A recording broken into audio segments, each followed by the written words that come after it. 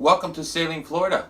Today I'm going to give you an overview of the Catalina 350, preparing you for your upcoming charter. Here we have the AC and DC panel. On the far left hand side over here we have the 120 or AC side. Before departing, make sure you turn off the subs and then the main. Follow the yellow cord on the back of the boat to the pedestal and pop the breaker there as well, and then you're safe to unplug. Once you reach another marina and you wish to plug the shore power in, turn on the breaker at the pedestal, and reverse what we just did. Turn on the shore power main, you turn on the outlets, water heater, battery charger, and this is your air conditioning. Over here you have your voltmeter. You can test it like this. Battery test 1, battery test 2. Right here is your bilge pump. This is off and on. If you leave it on off, the bilge pump will not work at all. Always leave it on the on position. Right here is indicating that it's on auto, so the float switch will activate when there's water in there. If for any reason you need to override the float switch, you can flip that over and it overrides it. Always leave it on auto. Over here you have lighting, auxiliary systems, navigation, communication, and pumps. The top row up here is all lights for interior. Below that you got running lights, steaming lights, deck light, anchor light. This auxiliary one is just a spare. It means nothing. Cabin fans, refrigerator, which we are plugged in to shore power, so it is charging the batteries. And this is a 12-volt fridge. LPG solenoid, so if you're planning on doing any sort of cooking on the stove or oven, you have to make sure that is in the on position. VHF, nav instruments, and autopilot. We're going to be talking about that shortly, but that's where the switches are, including the chart plotter. This boat does not have a radar. Stereo, if you want to jam away. Television. Water pressure, which if you need to wash your hands or take a shower, you will need that. Shower drain, if you're planning on taking a shower and you need to let the water out, it's automatic. All you got to do is have the switch on. And then you got the electric head. This right here, if it's an auxiliary for iPod or iPhone, you can just plug it all in and it works off the stereo. Here you do have a 12-volt adapter. For the sink, if you remove the two pieces of wood, you will see this. Here you have your seacock for your sink, and here's the seacock. To turn off the seacock, you would just simply push that over like that.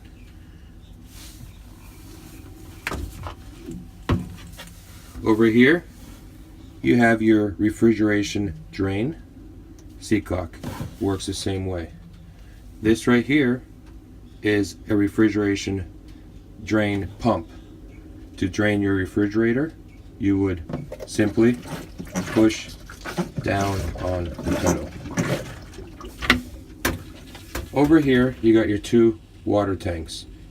You can manually control them by turning like so. You can isolate them if you wish. We highly recommend that. In the sink area, we're now going to go into the bilge.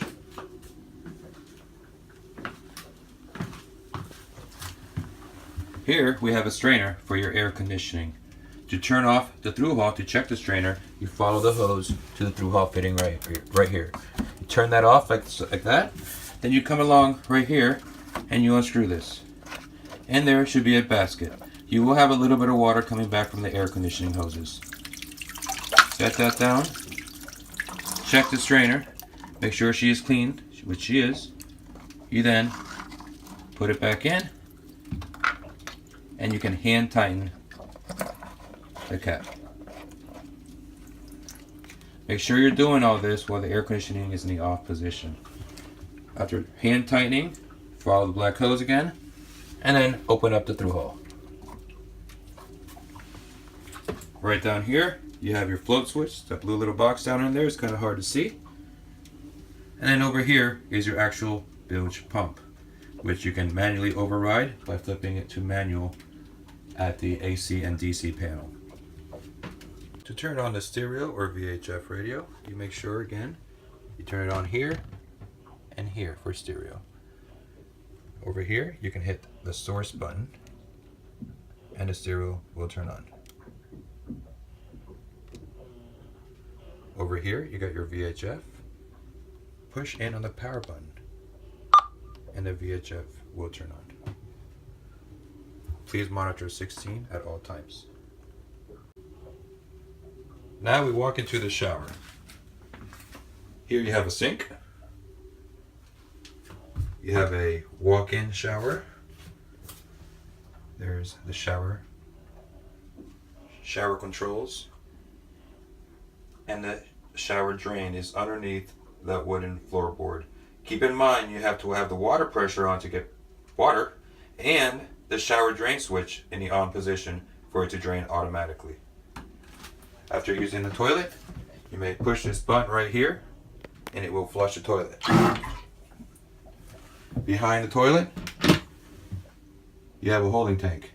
There is the size of the holding tank. Red lever, if you turn it to 90 degrees, it will drain the tank into the ocean. You have to be at least 10 miles offshore to use that. Alright, time to talk about the stove. First we have to walk over here and turn on the LPG solenoid switch. Then we can walk over here. You can either use the provided igniter right here or use this ignition button. You push in, turn. While holding, make sure the tank is on also. You push like that. Oop, didn't hold it long enough. And you gotta hold it for a few seconds. And then you can release. The other one is right here, and the oven's right there. After using everything, turn everything off. Walk back over here and turn off the LPG solenoid. Underneath the nav desk, right here, we have some battery switching. Right now it's set to 1 and 2. Make sure that is on both while the engine is running. When you're at anchor, please switch to 1 or 2. The little light in the middle right there is your anchor windlass breaker. For any reason your anchor does not work, it's this breaker right here that's off, that's on. No need to touch that unless there's a fire. If there's a fire, turn it to the off position. Here are your two batteries, battery 1 and battery 2. In the aft cabin, center line of the boat, under the cushion, we'll see another strainer, which just like the air conditioning, you make sure the through-hull fitting is closed, which you follow the hose, and it goes all the way back to here. It's hard to see. You would turn off this through-hull fitting. This is for the engine, by the way.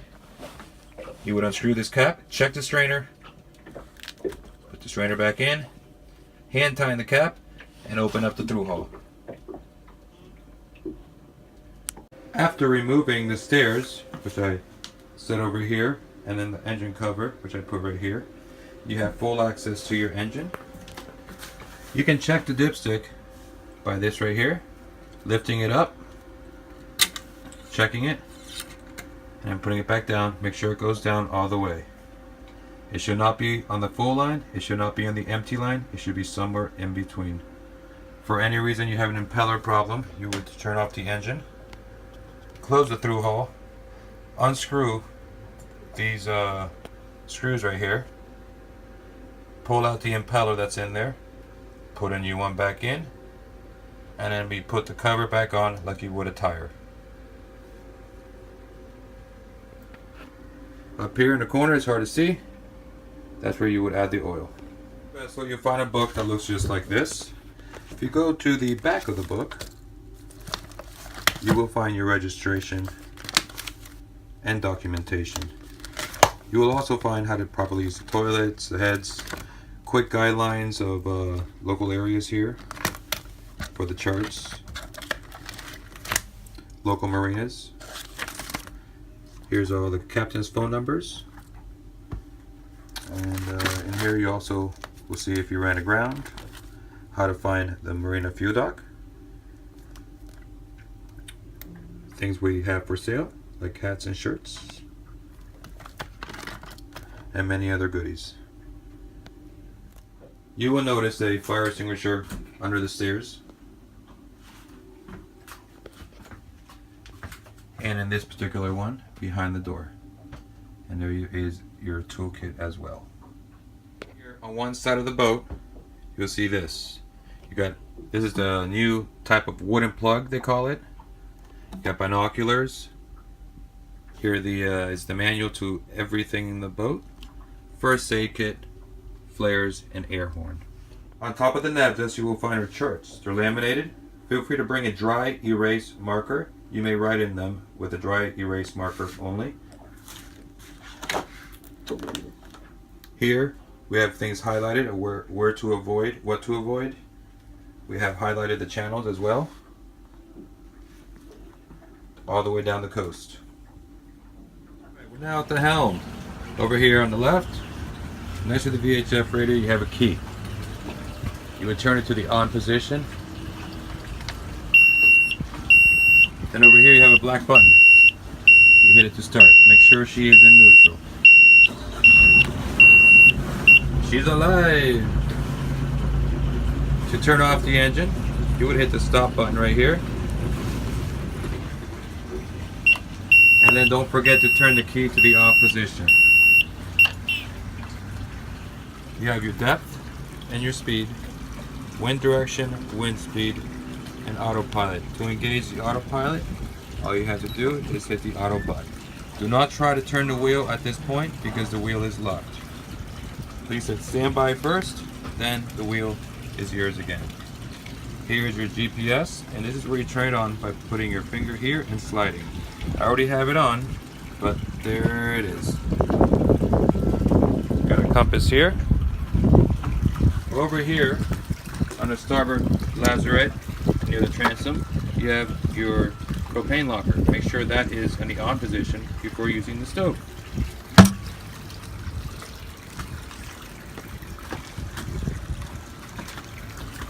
Lazarette. We have all your life jackets, 6 PFDs in here, manual bilge pump handle, and many other goodies.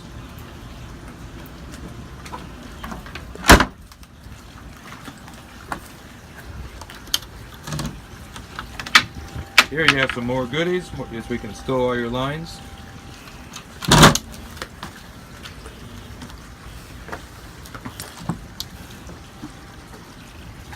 More stuff.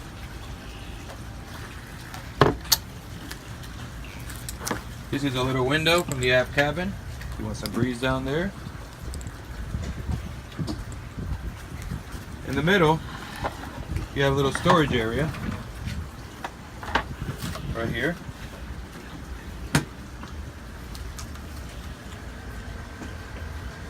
Next thing we're going to talk about is letting the mainsail out.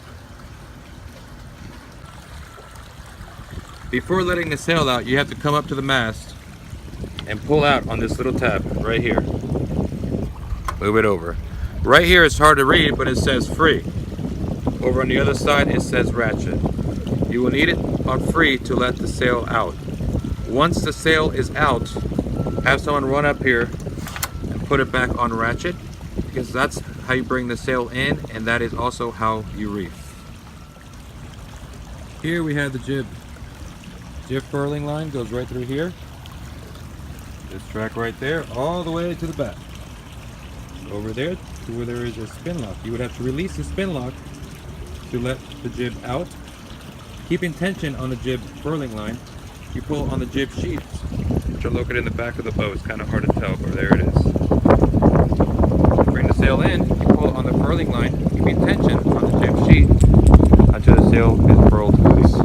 And right here, this is your jib sheet. You would pop it open like that and lock it down.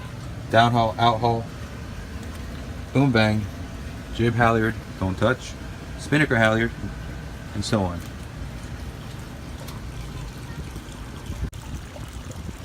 This particular boat has 2 anchors. Making sure the anchor windlass switch is on, here are your controls.